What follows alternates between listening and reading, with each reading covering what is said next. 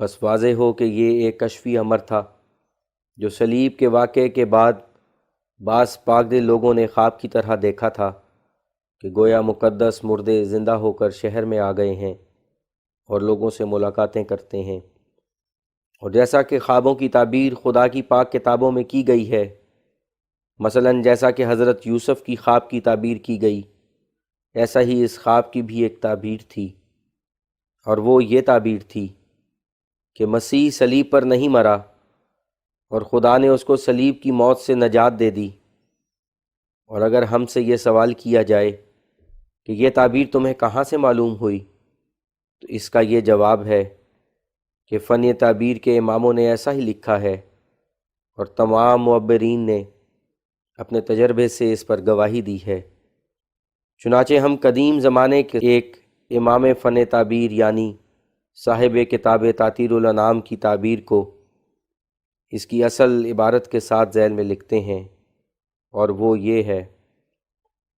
مرا ان الموت وسبوا من قبورہم ورجعوا الی دورہم فانہ یطلق من فی السجن۔ دیکھو کتاب تاطیر الانام فی تعبیر المنام، مصنفہ کتب الزمان، شیخ عبدالغنی النابلسی، صفحہ 289۔ ترجمہ: اگر کوئی یہ خواب دیکھے یا کشفی طور پر مشاہدہ کرے کہ مردے قبروں میں سے نکل آئے اور اپنے گھروں کی طرف رجوع کیا، تو اس کی یہ تعبیر ہے کہ ایک قیدی قید سے رہائی پائے گا اور ظالموں کے ہاتھ سے اس کو مخلصی حاصل ہوگی۔ طرز بیان سے ایسا معلوم ہوتا ہے کہ وہ ایسا قیدی ہوگا کہ ایک شان اور عظمت رکھتا ہوگا۔ اب دیکھو یہ تعبیر کیسی معقولی طور پر حضرت مسیح علیہ السلام پر صادق آتی ہے، اور فی الفور سمجھ آ جاتا ہے کہ اسی اشارے کے ظاہر کرنے کے لیے فوت شدہ راست باز زندہ ہو کر شہر میں داخل ہوتے نظر آئے کہ تا اہل فراست معلوم کریں کہ حضرت مسیح صلیبی موت سے بچائے گئے۔ ایسا ہی اور بہت سے مقامات انجیلوں میں پائے جاتے ہیں جن سے واضح ہوتا ہے کہ حضرت مسیح علیہ السلام صلیب کے ذریعے سے نہیں مرے، بلکہ مخلصی پا کر کسی دوسرے ملک میں چلے گئے۔ لیکن میں خیال کرتا ہوں کہ جس قدر میں نے بیان کیا ہے وہ منصفوں کے سمجھنے کے لیے کافی ہے۔ ممکن ہے کہ بعض دلوں میں یہ اعتراض پیدا ہو کہ انجیلوں میں یہ بھی تو بار بار ذکر ہے کہ حضرت مسیح علیہ السلام صلیب پر فوت ہو گئے اور پھر زندہ ہو کر آسمان پر چلے گئے۔ ایسے اعتراضات کا جواب میں پہلے بطور اختصار دے چکا ہوں، اور اب بھی اس قدر بیان کر دینا مناسب خیال کرتا ہوں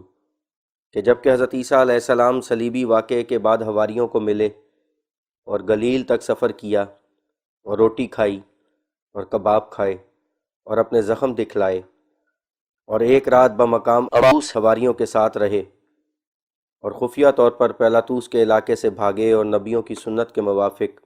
اس ملک سے ہجرت کی اور ڈرتے ہوئے سفر کیا، تو یہ تمام واقعات اس بات کا فیصلہ کرتے ہیں کہ وہ صلیب پر فوت نہیں ہوئے تھے اور فانی جسم کے تمام لوازم ان کے ساتھ تھے، اور کوئی نئی تبدیلی ان میں پیدا نہیں ہوئی تھی، اور آسمان پر چڑھنے کی کوئی عینی شہادت انجیل سے نہیں ملتی۔ حاشیہ: کوئی بیان نہیں کرتا کہ میں اس بات کا گواہ ہوں اور میری آنکھوں نے دیکھا ہے کہ وہ آسمان پر چڑھ گئے تھے۔ حاشیہ ختم۔ اور اگر ایسی شہادت ہوتی بھی تب بھی لائق اعتبار نہ تھی، کیونکہ انجیل نویسوں کی یہ عادت معلوم ہوتی ہے کہ وہ بات کا بتنگڑا بنا لیتے ہیں اور ایک ذرا سی بات پر حاشیے چڑھاتے چڑھاتے ایک پہاڑ اس کو کر دیتے ہیں۔ مثلاً کسی انجیل نویس کے منہ سے نکل گیا کہ مسیح خدا کا بیٹا ہے، اب دوسرا انجیل نویس اس فکر میں پڑتا ہے کہ اس کو پورا خدا بنا دے، اور تیسرا تمام زمین و آسمان کے اختیار اس کو دیتا ہے، اور چوتھا واشگاف کہہ دیتا ہے کہ وہی ہے جو کچھ ہے اور کوئی دوسرا خدا نہیں۔ غرض اس طرح پر کھینچتے کھینچتے کہیں کا کہیں لے جاتے ہیں۔ دیکھو وہ رویا جس میں نظر آیا تھا کہ گویا مردے قبروں میں سے اٹھ کر شہر میں چلے گئے۔ اب ظاہری معنوں پر زور دے کر یہ جتلایا گیا کہ حقیقت میں مردے قبروں میں سے باہر نکل آئے تھے اور یروشلم شہر میں آ کر اور لوگوں سے ملاقاتیں کی تھیں۔ اس جگہ غور کرو کہ کیسے ایک پر کا کوا بنایا گیا، پھر وہ ایک کوا نہ رہا بلکہ لاکھوں کوے اڑائے گئے۔ جس جگہ مبالغے کا یہ حال ہو اس جگہ حقیقتوں کا کیوں کر پتہ لگے۔ غور کے لائق ہے کہ ان انجیلوں میں جو خدا کی کتابیں کہلاتی ہیں ایسے ایسے مبالغات بھی لکھے گئے کہ مسیح نے وہ کام کیے کہ اگر وہ سب کے سب لکھے جاتے تو وہ کتابیں جن میں وہ لکھے جاتے دنیا میں سما نہ سکتیں۔ کیا اتنا مبالغہ طریقِ دیانت و امانت ہے؟ کیا یہ سچ نہیں ہے کہ اگر مسیح کے کام ایسے ہی غیر محدود اور حد بندی سے باہر تھے تو 3 برس کی حد میں کیوں کر آ گئے؟ ان انجیلوں میں یہ بھی خرابی ہے کہ بعض پہلی کتابوں کے حوالے غلط بھی دیے ہیں، شجرہ نسب مسیح کو بھی صحیح طور پر لکھ نہ سکے۔ انجیلوں سے معلوم ہوتا ہے کہ ان بزرگوں کی عقل کچھ موٹی تھی، یہاں تک کہ بعض حضرت مسیح کو بھوت سمجھ بیٹھے، اور ان انجیلوں پر قدیم سے یہ بھی الزام چلا آتا ہے کہ وہ اپنی صحت پر باقی نہیں رہیں، اور خود جس حالت میں بہت سی اور بھی کتابیں انجیل کے نام سے تالیف کی گئیں تو ہمارے پاس کوئی پختہ دلیل اس بات پر نہیں کہ کیوں ان دوسری کتابوں کے سب مضمون رد کیے جائیں اور کیوں ان انجیلوں کا کل لکھا ہوا مان لیا جائے۔ ہم خیال نہیں کر سکتے کہ کبھی دوسری انجیلوں میں اس قدر بے اصل مبالغات لکھے گئے ہیں جیسا کہ ان 4 انجیلوں میں۔ عجیب بات ہے کہ ایک طرف تو ان کتابوں میں مسیح کا پاک اور بے داغ چال چلن مانا جاتا ہے، اور دوسری طرف اس پر ایسے الزام لگائے جاتے ہیں کہ کسی راست باز کی شان کے ہرگز مناسب نہیں ہیں۔ مثلاً اسرائیلی نبیوں نے یوں تو توریت کے منشا کے موافق ایک ہی وقت میں 100 بیویوں کو رکھا تا پاکوں کی نسل کثرت سے پیدا ہو، مگر آپ نے کبھی نہیں سنا ہوگا کہ کسی نبی نے اپنی بے قیدی کا یہ نمونہ دکھلایا کہ ایک ناپاک بد کردار عورت اور شہر کی مشہور فاسقہ اس کے بدن سے اپنے ہاتھ لگاوے اور اس کے سر پر حرام کی کمائی کا تیل ملے اور اپنے بال اس کے پاؤں پر ملے، اور وہ یہ سب کچھ ایک جوان ناپاک خیال عورت سے ہونے دے اور منع نہ کرے۔ اس جگہ صرف نیک ظنی کی برکت سے انسان ان اوہام سے بچ سکتا ہے جو طبعاً ایسے نظارے کے بعد پیدا ہوتے ہیں۔ لیکن بہرحال یہ نمونہ دوسروں کے لیے اچھا نہیں۔ غرض ان انجیلوں میں بہت سی باتیں ایسی بھری پڑی ہیں کہ وہ بتلا رہی ہیں کہ یہ انجیلیں اپنی اصلی حالت پر قائم نہیں رہیں، یا ان کے بنانے والے کوئی اور ہیں، حواری اور ان کے شاگرد نہیں ہیں۔ مثلاً انجیل متی کا یہ قول، اور یہ بات آج تک یہودیوں میں مشہور ہے، کیا اس کا لکھنے والا متی کو قرار دینا صحیح اور مناسب ہو سکتا ہے؟ کیا اس سے یہ نتیجہ نہیں نکلتا کہ اس انجیل متی کا لکھنے والا کوئی اور شخص ہے جو متی کی وفات کے بعد گزرا ہے؟ پھر اسی انجیل متی باب 28 آیت 12-13 میں ہے، تب انہوں نے یعنی یہودیوں نے بزرگوں کے ساتھ اکٹھے ہو کر صلاح کی اور ان پہرے والوں کو بہت روپے دیے اور کہا، تم کہو کہ رات کو جب ہم سوتے تھے اس کے شاگرد یعنی مسیح کے شاگرد آ کر اسے چرا کر لے گئے۔ دیکھو یہ کیسی کچی اور نامعقول باتیں ہیں۔ اگر اس سے مطلب یہ ہے کہ یہودی اس بات کو پوشیدہ کرنا چاہتے تھے کہ یسوع مردوں میں سے جی اٹھا ہے، اس لیے انہوں نے پہرے والوں کو رشوت دی تھی کہ تا عظیم الشان معجزہ ان کی قوم میں مشہور نہ ہو، تو کیوں یسوع نے جس کا یہ فرض تھا کہ اپنے اس معجزے کی یہودیوں میں اشاعت کرتا اس کو مخفی رکھا، بلکہ دوسروں کو بھی اس کے ظاہر کرنے سے منع کیا؟ اگر یہ کہو کہ اس کو پکڑے جانے کا خوف تھا، تو میں کہتا ہوں کہ جب ایک دفعہ خدائے تعالیٰ کی تقدیر اس پر وارد ہو چکی اور وہ مر کر پھر جلالی جسم کے ساتھ زندہ ہو چکا، تو اب اس کو یہودیوں کا کیا خوف تھا، کیونکہ اب یہودی کسی طرح اس پر قدرت نہیں پا سکتے تھے۔ اب تو وہ فانی زندگی سے ترقی پا چکا تھا۔ افسوس کہ ایک طرف تو اس کا جلالی جسم سے زندہ ہونا اور حواریوں کو ملنا اور جلیل کی طرف جانا اور پھر آسمان پر اٹھائے جانا بیان کیا گیا ہے، اور پھر بات بات میں اس جلالی جسم کے ساتھ بھی یہودیوں کا خوف ہے۔ اس ملک سے پوشیدہ طور پر بھاگتا ہے کہ تا کوئی یہودی دیکھ نہ لے، اور جان بچانے کے لیے 70 کوس کا سفر جلیل کی طرف کرتا ہے۔ بار بار منع کرتا ہے کہ یہ واقعہ کسی کے پاس بیان نہ کرو۔ کیا یہ جلالی جسم کے لچھن اور علامتیں ہیں؟ نہیں، بلکہ اصل حقیقت یہ ہے کہ کوئی جلالی اور نیا جسم نہ تھا، وہی زخم آلودہ جسم تھا جو جان نکلنے سے بچایا گیا۔ اور چونکہ یہودیوں کا پھر بھی اندیشہ تھا، اس لیے برعایت ظاہر اسباب مسیح نے اس ملک کو چھوڑ دیا۔ اس کے مخالف جس قدر باتیں بیان کی جاتی ہیں وہ سب کی سب بیہودہ اور خام خیال ہیں، کہ پہرے داروں کو یہودیوں نے رشوت دی کہ تم یہ گواہی دو کہ ہماری لاش کو چرا کر لے گئے اور ہم سوتے تھے۔ اگر وہ سوتے تھے تو ان پر یہ سوال ہو سکتا ہے کہ تم کو سونے کی حالت میں کیوں کر معلوم ہو گیا کہ یسوع کی لاش کو چوری اٹھا لے گئے؟ اور کیا صرف اتنی بات سے کہ یسوع قبر میں نہیں، کوئی عقل مند سمجھ سکتا تھا کہ وہ آسمان پر چلا گیا ہے؟ کیا دنیا میں اور اسباب نہیں جن سے قبریں خالی رہ جاتی ہیں؟ اس بات کا بارے ثبوت تو مسیح کے ذمہ تھا کہ وہ آسمان پر جانے کے وقت 200-300 یہودیوں کو ملتا اور پیلاطوس سے بھی ملاقات کرتا۔ جلالی جسم کے ساتھ اس کو کس کا خوف تھا؟ مگر اس نے یہ طریق اختیار نہیں کیا اور اپنے مخالفوں کو ایک ذرہ ثبوت نہیں دیا، بلکہ خوفناک دل کے ساتھ جلیل کی طرف بھاگا۔ اس لیے ہم قطعی طور پر یقین رکھتے اور مانتے ہیں کہ اگرچہ یہ سچ ہے کہ وہ اس قبر میں سے نکل گیا جو کوٹھے کی طرح کھڑکی دار تھی،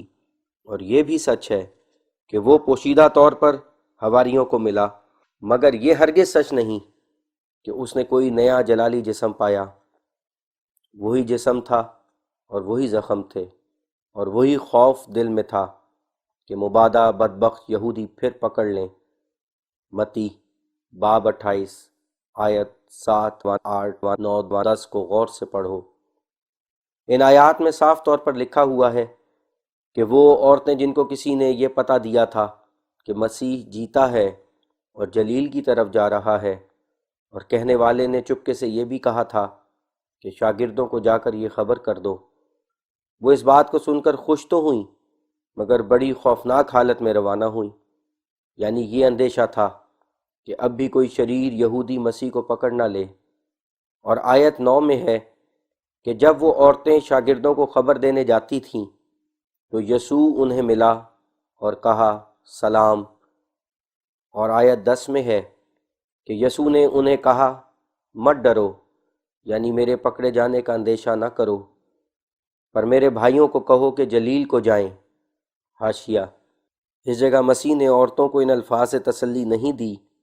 کہ اب میں نئے اور جلالی جسم کے ساتھ اٹھا ہوں، اب میرے پر کوئی ہاتھ نہیں ڈال سکتا، بلکہ عورتوں کو کمزور دیکھ کر معمولی تسلی دی جو ہمیشہ مرد عورتوں کو دیا کرتے ہیں۔ غرض جلالی جسم کا کوئی ثبوت نہ دیا، بلکہ اپنا گوشت اور ہڈیاں دکھلا کر معمولی جسم کا ثبوت دے دیا۔ حاشیہ ختم۔ وہاں مجھے دیکھیں گے، یعنی یہاں میں ٹھہر نہیں سکتا کہ دشمنوں کا اندیشہ ہے۔ غرض اگر فی الحقیقت مسیح مرنے کے بعد جلالی جسم کے ساتھ زندہ ہوا تھا تو یہ بارے ثبوت اس پر تھا کہ وہ ایسی زندگی کا یہودیوں کو ثبوت دیتا، مگر ہم جانتے ہیں کہ وہ اس بارے ثبوت سے سبکدوش نہیں ہوا۔ یہ ایک بدیہی بیہودگی ہے کہ ہم یہودیوں پر الزام لگاویں کہ انہوں نے مسیح کے دوبارہ زندہ ہونے کے ثبوت کو روک دیا، بلکہ مسیح نے خود اپنے دوبارہ زندہ ہونے کا ایک ذرہ ثبوت نہیں دیا، بلکہ بھاگنے اور چھپنے اور کھانے اور سونے اور زخم دکھلانے سے اس بات کا ثبوت دیا کہ وہ صلیب پر نہیں مرا۔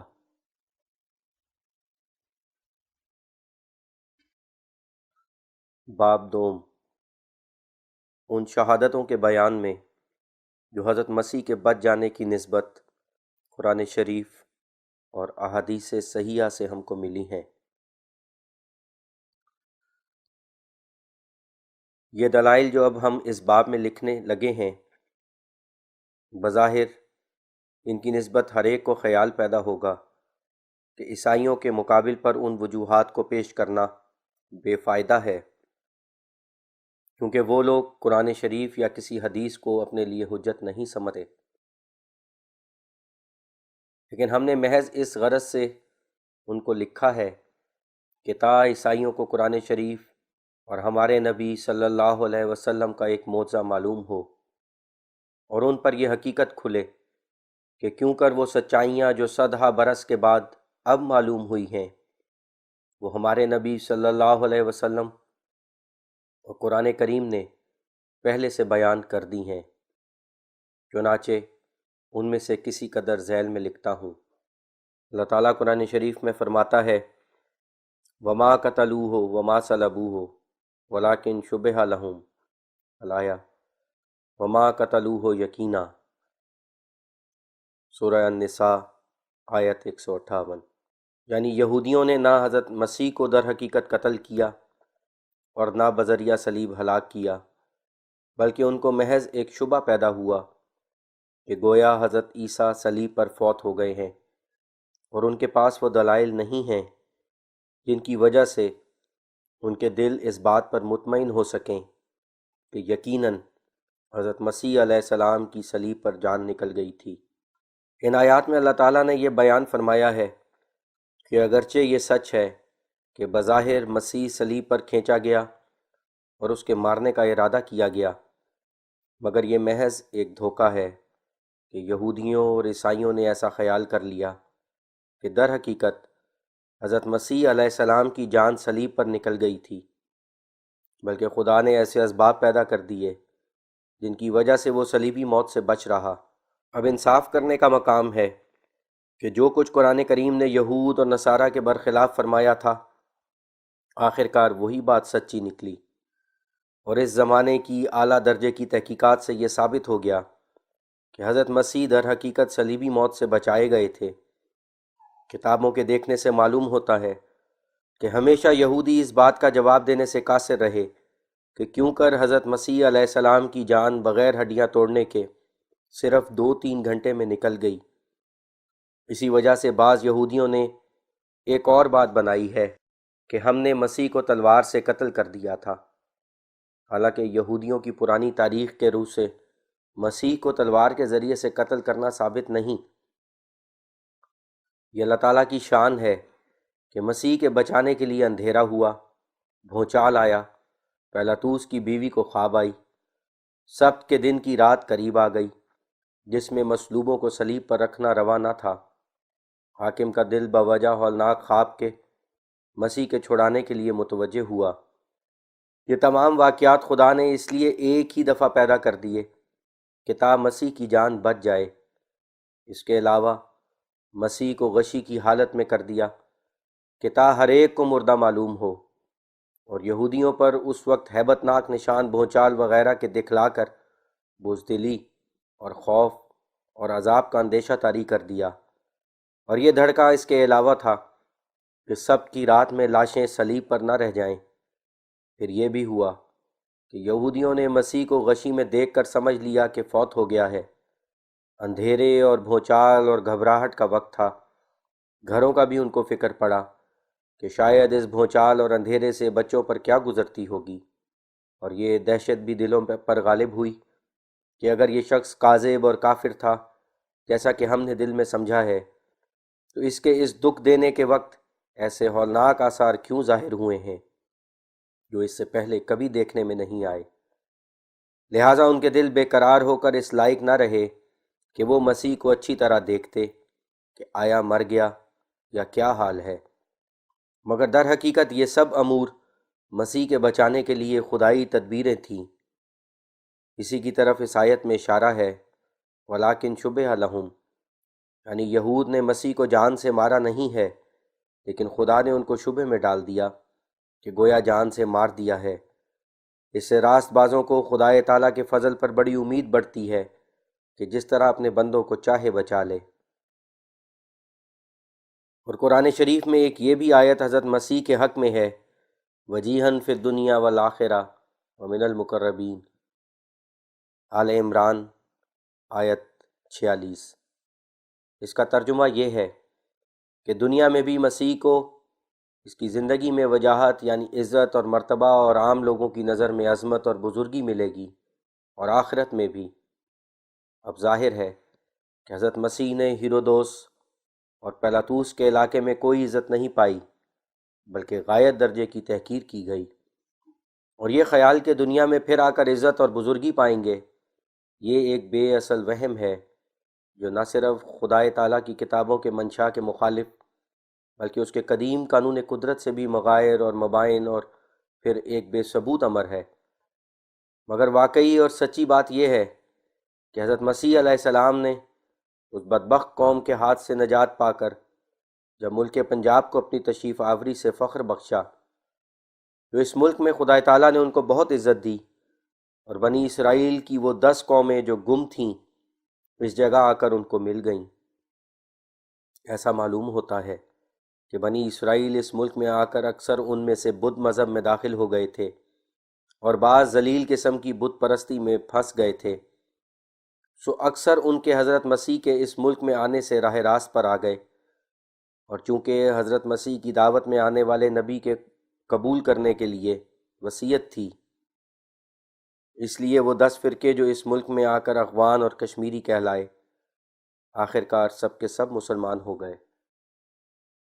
غرض اس ملک میں حضرت مسیح کو بڑی وجاہت پیدا ہوئی، اور حال میں ایک سکہ ملا ہے جو اسی ملک پنجاب میں سے برآمد ہوا ہے۔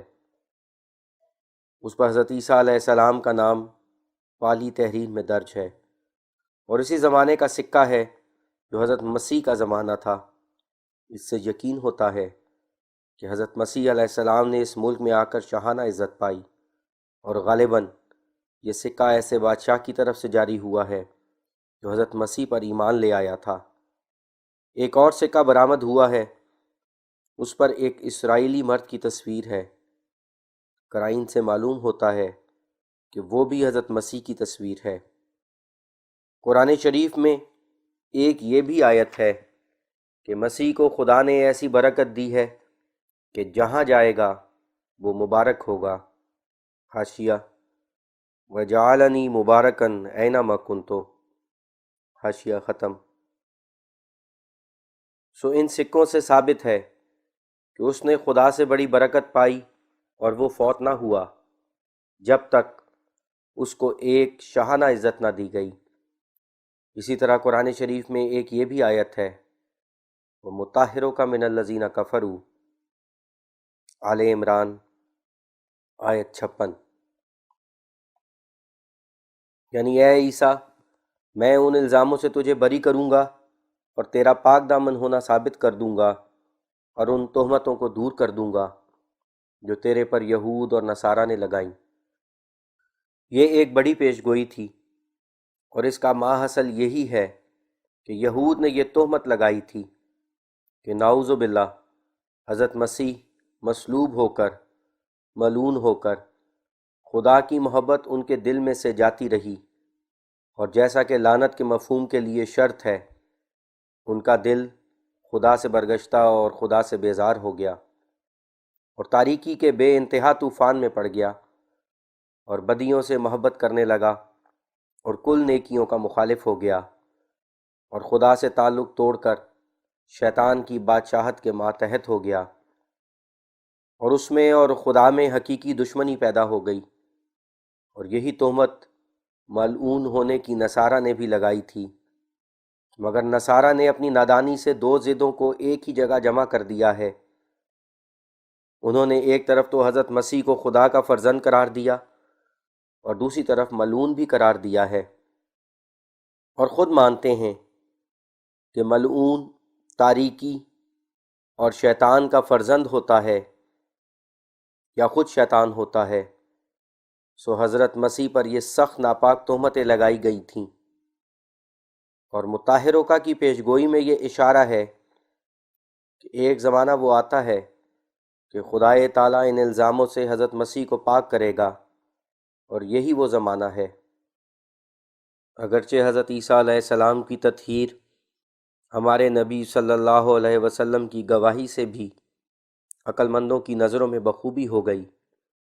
کیونکہ آج جناب نے اور قرآن شریف نے گواہی دی کہ وہ الزام سب جھوٹے ہیں جو حضرت عیسیٰ علیہ السلام پر لگائے گئے تھے، لیکن یہ گواہی عوام کی نظر میں نظری اور باریک تھی۔ اس لیے اللہ تعالیٰ کے انصاف نے یہی چاہا کہ جیسا کہ حضرت مسیح علیہ السلام کو مصلوب کرنا ایک مشہور امر تھا اور امور بدیہیہ مشہودہ محسوسہ میں سے تھا،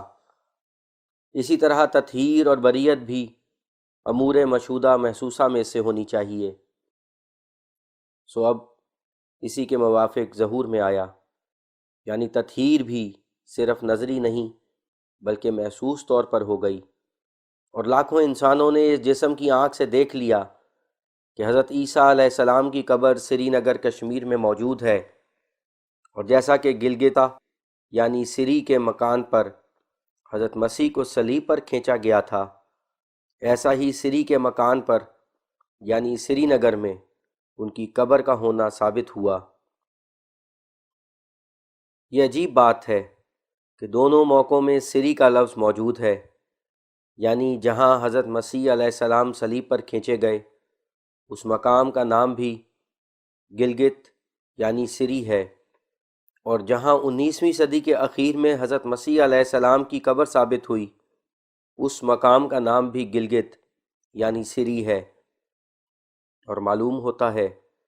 کہ وہ گلگت کہ جو کشمیر کے علاقے میں ہے، یہ بھی سری کی طرف ایک اشارہ ہے۔ غالباً یہ شہر حضرت مسیح کے وقت میں بنایا گیا ہے، اور واقعہ صلیب کی یادگار مقامی کے طور پر اس کا نام گلگت یعنی سری رکھا گیا، جیسا کہ لاسا جس کے معنی ہیں معبود کا شہر، یہ عبرانی لفظ ہے، اور یہ بھی حضرت مسیح کے وقت میں آباد ہوا ہے۔ اور احادیث میں معتبر روایتوں سے ثابت ہے کہ ہمارے نبی صلی اللہ علیہ وسلم نے فرمایا کہ مسیح کی عمر 125 برس کی ہوئی ہے، اور اس بات کو اسلام کے تمام فرقے مانتے ہیں کہ حضرت مسیح علیہ السلام میں دو ایسی باتیں جمع ہوئی تھیں کہ کسی نبی میں وہ دونوں جمع نہیں ہوئیں۔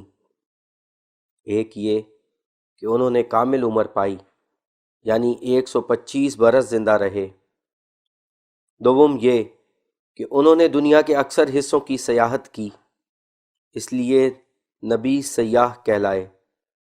اب ظاہر ہے کہ اگر وہ صرف 33 برس کی عمر میں آسمان کی طرف اٹھائے جاتے تو اس صورت میں 125 برس کی روایت صحیح نہیں ٹھہر سکتی تھی، اور نہ اس چھوٹی سی عمر میں 33 برس میں سیاحت کر سکتے تھے۔ اور یہ روایتیں نہ صرف حدیث کی معتبر اور قدیم کتابوں میں لکھی ہیں بلکہ تمام مسلمانوں کے فرقوں میں اس تواتر سے مشہور ہیں، اس سے بڑھ کر متصور نہیں۔ کنز الاموال جو احادیث کی ایک جامع کتاب ہے،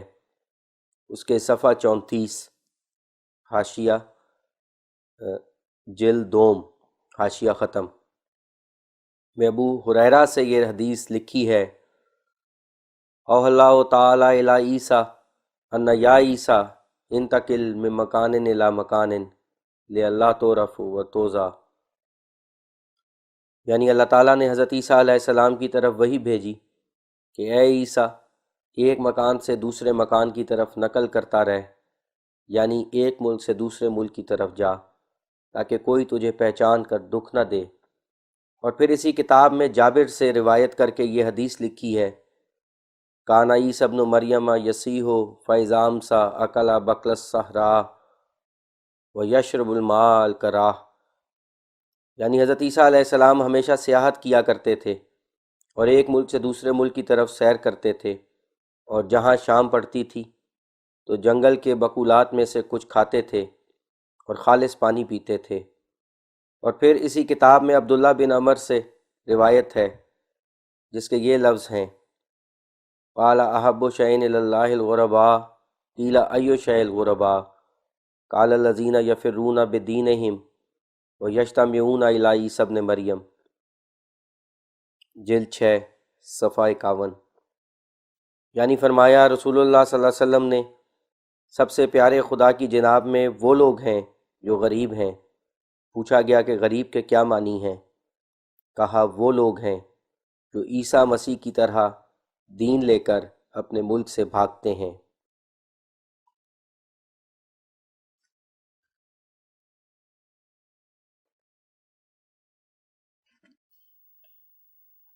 تیسرا باب، ان شہادتوں کے بیان میں جو طبابت کی کتابوں میں سے لی گئی ہیں۔ ایک اعلیٰ درجے کی شہادت جو حضرت مسیح کے صلیب سے بچنے پر ہم کو ملی ہے، اور جو ایسی شہادت ہے کہ بجز ماننے کے کچھ بن نہیں پڑتا، وہ ایک نسخہ ہے جس کا نام مرہم عیسیٰ ہے، جو طب کی صدہا کتابوں میں لکھا ہوا پایا جاتا ہے۔ ان کتابوں میں سے بعض ایسی ہیں جو عیسائیوں کی تالیف ہیں، اور بعض ایسی ہیں کہ جن کے مؤلف مجوسی یا یہودی ہیں، اور بعض کے بنانے والے مسلمان ہیں، اور اکثر ان میں بہت قدیم زمانے کی ہیں۔ تحقیق سے ایسا معلوم ہوا ہے کہ اول زبانی طور پر اس نسخے کا لاکھوں انسانوں میں شہرہ ہو گیا، اور پھر لوگوں نے اس نسخے کو قلم بند کر لیا۔ پہلے رومی زبان میں حضرت مسیح کے زمانے میں ہی کچھ تھوڑا عرصہ واقعہ صلیب کے بعد ایک قرابدین تالیف ہوئی جس میں یہ نسخہ تھا، اور جس میں یہ بیان کیا گیا تھا کہ حضرت عیسیٰ علیہ السلام کی چوٹوں کے لیے یہ نسخہ بنایا گیا تھا۔ پھر وہ قرابدین کئی مختلف زبانوں میں ترجمہ ہوئی، یہاں تک کہ مامون الرشید کے زمانے میں عربی زبان میں اس کا ترجمہ ہوا۔ اور یہ خدا کی عجیب قدرت ہے کہ ہر ایک مذہب کے فاضل طبیب نے، کیا عیسائی، کیا یہودی، اور کیا مجوسی، اور کیا مسلمان، سب نے اس نسخے کو اپنی کتابوں میں لکھا ہے،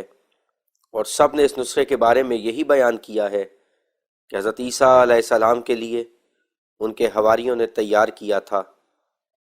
اور جن کتابوں میں ادویہ مفردہ کے خواص لکھے ہیں، ان کے دیکھنے سے معلوم ہوتا ہے کہ یہ نسخہ ان چوٹوں کے لیے نہایت مفید ہے جو کسی ضربہ یا سکتہ سے لگ جاتی ہیں، اور چوٹوں سے جو خون رواں ہوتا ہے وہ فی الفور اس سے خشک ہو جاتا ہے، اور چونکہ اس میں مر بھی داخل ہے اس لیے زخم کیڑا پڑنے سے بھی محفوظ رہتا ہے، اور یہ دوا طاعون کے لیے بھی مفید ہے، اور ہر قسم کے پھوڑے پھنسی کو اس سے فائدہ ہوتا ہے۔ یہ معلوم نہیں کہ یہ دوا صلیب کے زخموں کے بعد خود ہی حضرت عیسیٰ علیہ السلام نے الہام کے ذریعے سے تجویز فرمائی تھی یا کسی طبیب کے مشورے سے تیار کی گئی تھی۔ اس میں بعض دوائیں اکسیر کی طرح ہیں، خاص کر مر، جس کا ذکر توریت میں بھی آیا ہے۔ بہرحال اس دوا کے استعمال سے حضرت مسیح علیہ السلام کے زخم چند روز میں ہی اچھے ہو گئے، اور اس قدر طاقت آ گئی کہ آپ 3 روز میں یروشلم سے جلیل کی طرف 70 کوس تک پیادہ پا گئے۔ بس اس دوا کی تعریف میں اس قدر کافی ہے کہ مسیح تو اوروں کو اچھا کرتا تھا، مگر اس دوا نے مسیح کو اچھا کیا۔ اور جن طب کی کتابوں میں یہ نسخہ لکھا گیا وہ 1000 کتاب سے بھی زیادہ ہیں، جن کی فہرست لکھنے سے بہت طول ہوگا، اور چونکہ یہ نسخہ یونانی طبیبوں میں بہت مشہور ہے، اس لیے میں کچھ ضرورت نہیں دیکھتا کہ تمام کتابوں کے نام اس جگہ لکھوں۔ محض چند کتابیں جو اس جگہ موجود ہیں ذیل میں لکھ دیتا ہوں۔ فہرست ان طبی کتابوں کی جن میں مرہم عیسیٰ کا ذکر ہے، اور یہ بھی ذکر ہے کہ وہ مرہم حضرت عیسیٰ کے لیے یعنی ان کے بدن کے زخموں کے لیے بنائی گئی تھی۔ قانون شیخ الرئیس بو علی سینا، جلد 40، صفحہ نمبر 133۔ شرح قانون علامہ قطب الدین شیرازی، جلد 40۔ کامل الصناع تصنیف علی بن العباس المجوسی، جلد دوم، صفحہ 602۔ کتاب مجموعہ بقائی، مصنفہ محمود محمد اسماعیل، مخاطب از خاقان، بخطاب پدر محمد بقا خان، جلد 2، صفحہ 497۔ کتاب تذکرہ اولو الالباب، مصنفہ شیخ داؤد الزریر الانطاکی، صفحہ 303۔ قرابادین رومی، مصنفہ قریب زمانہ حضرت مسیح، جس کا ترجمہ مامون الرشید کے وقت میں عربی میں ہوا۔ امراض جلد، کتاب عمدۃ المحتاج، مصنفہ احمد بن حسن الرشیدی الحکیم۔ اس کتاب میں مرہم عیسیٰ وغیرہ ادویہ 100 کتاب میں سے، بلکہ اس سے بھی زیادہ کتابوں میں سے لکھی گئی ہیں، اور وہ تمام کتابیں فرینچ زبان میں تھیں۔ کتاب قرابادین فارسی، مصنفہ حکیم محمد اکبر ارزانی، امراض جلد۔ کتاب شفاء الاسقام، جلد دوم، صفحہ 230۔ کتاب مرۃ الشفاء، مصنفہ حکیم نتھو شاہ، نسخہ کلمی، امراض جلد۔ ذخیرہ خوارزم شاہی، امراض جلد۔ شرح قانون گیلانی، جلد 40۔ شرح قانون کرشی، جلد 40۔ قرابادین علوی خان، امراض جلد۔ کتاب علاج الامراض، مصنفہ حکیم محمد شریف خان صاحب، صفحہ 893۔ قرابادین یونانی، امراض جلد۔ تحفۃ المومنین، برحاشیہ مخزن الادویہ، صفحہ 713۔ کتاب محیط فی الطب، صفحہ 367۔ کتاب اکسیر اعظم، جلد رابع، مصنفہ حکیم محمد اعظم خان صاحب، المخاطب بنظام جہاں، صفحہ 331۔ کتاب قرابادین معصومی، المعصوم بن کریم الدین الشوستری شیرازی۔ کتاب اجالہ نافعہ لمحمد شریف دہلوی، صفحہ 410۔ کتاب طب شبری، مسمى بالوام شبریہ، تالیف سید حسین شبو کاظمی، صفحہ 471۔ کتاب مخزن سلیمانی، ترجمہ اکثیر عربی، صفحہ 599۔ مترجم محمد شمس الدین صاحب بہاولپوری۔ شفاء الامراض، مترجم مولانا الحکیم محمد نور کریم، صفحہ 282۔ کتاب الطب دارا شکوہی، مؤلفہ نور الدین محمد عبد الحکیم عین الملک الشیرازی، ورق 360۔ کتاب منہاج الدکان بدستور العیان فی اعمال و ترکیب النافع للابدان، تالیف افلاطون زمانہ و رئیس اوانہ ابو المنا ابن ابی نصر العطار الاسرائیلی الہارونی، یعنی یہودی، صفحہ 86۔ کتاب زبدۃ الطب للسید الامام ابو ابراہیم اسماعیل بن حسن الحسینی الجرجانی، ورق 182۔ طب اکبر، مصنفہ محمد اکبر ارزانی، صفحہ 242۔ کتاب میزان الطب، مصنفہ محمد اکبر ارزانی، صفحہ 152۔ سدیدی، مصنفہ رئیس المتکلمین امام المحققین السدید القازرونی، صفحہ 283، جلد 2۔ کتاب حاوی کبیر ابن زکریہ، امراض جلد۔ قرابادین